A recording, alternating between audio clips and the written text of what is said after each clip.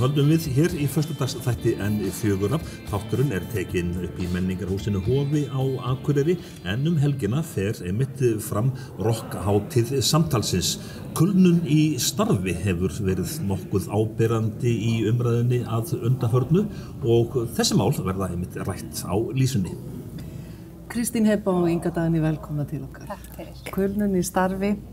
Þú hefur upplifað kulnun í starfi og þú ert hjá Akureyrar Akademíunni, Kristín, og þið eruð að halda málstofu þetta. Hvers vegna hefur þessi umræða orðið svona hávær að undanförnu? Sko, ég held að þetta bara, við þekkjum öll eitthvað sem hefur brunnið út í starfi og við þekkjum einhvern veginn þessi hættumerki kannski hjá okkur sjálfum, hjá öðrum. Við gefum kannski stundum full mikið og það mikið streita, það mikið gangur á öllu. Og þetta bara einhvern veginn hefur smitast og við höfum öll á tilfinningunum þetta sé þessu orðið svolítið algengt vandamál þó að sé kannski ekki endilega tölur það. En það eru ekki til tölur þetta ennþá? Er þetta ekki búið að rannsaka þetta það lengi? Mér skilist nú þó að ég sé við höfum verið að halda utan skipulagninguna á þessu en mér skilist að það sem að þetta ekki sjúkdómsgreining að þá erum við ekki með tölunar hversu margir. En það segja allir sem þekkja til og að þeir hafi þessa tilfinningu. Eins og við kannski bara öll í samfélaginu höfum líka að þetta sé eitthvað sem orðið dálítið algengt. Inga, þú hefur komið fram opinberlega og sagt frá þinni reynslu varðandi þetta allt.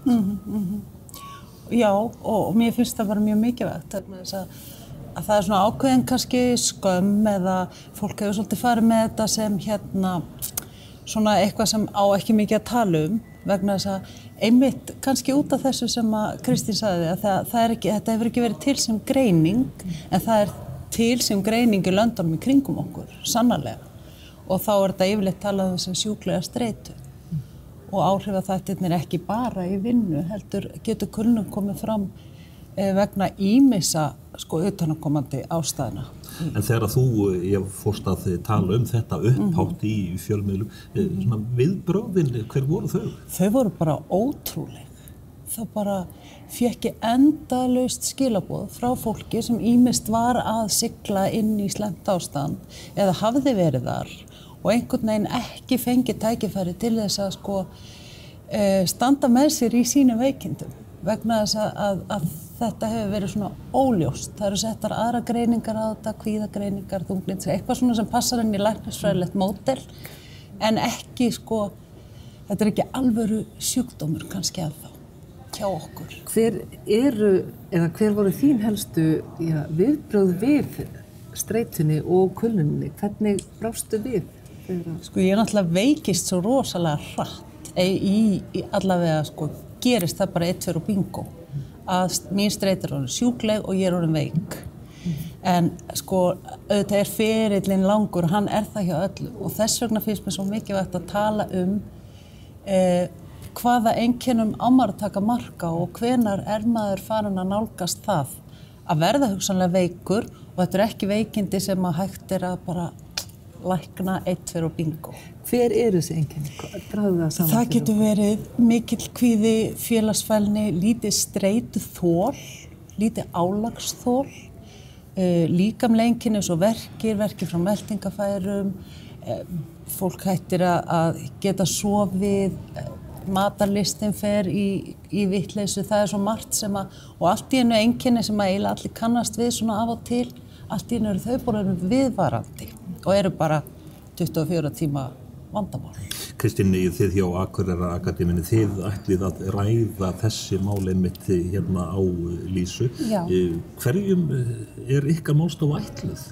Hún ætluð okkur öllum sem erum, við búum til þetta samfélag og við erum með, það svolítið mikill gangur á okkur og ég held að mörg finnum það og ég held að þess vegna tala þessi viðburður til mjög margra og hann hefur fengið mjög góð viðbrögð og það hefur verið svo áhugavert við vinnunni við að skipuleggja þennan viðburð, þá hefur við fengið að tala svolítið mikið við Ingu og það sem hún að tala eitthvað sem að, sko, ég held við vitum öll hvað hún að tala við höfum öll fundið það, eitthvað staðar, þegar maður vinnur aðeins svo mikið, og maður segir ekki nei, allt þetta, og sko, við þurfum bara öll að passa okkur. En eigum við kannski að passa hvort annað svolítið? Já, er það ekki málið? Já, vinnuveitendur að passa starfsfólki sitt og samfélagið að passa fólki sitt og þetta svo stórt. Kannski við bara hvert annað svolítið? Já. Sannarlega. Hvernig líður þér í dag? Mér líður oftast þokkalega en ég ekki vinnufæri ennþá og það kannski svona líka biti að kyngja, sko, að maður skuli ekki bara hafa reddað þessu. Já, þetta ekki 3 vikur sem þú fer bara og slappar af og stærri sól. Nei, og maður ekki, sko, tekur sig ekki saman í andlitinu eins og maður heldur.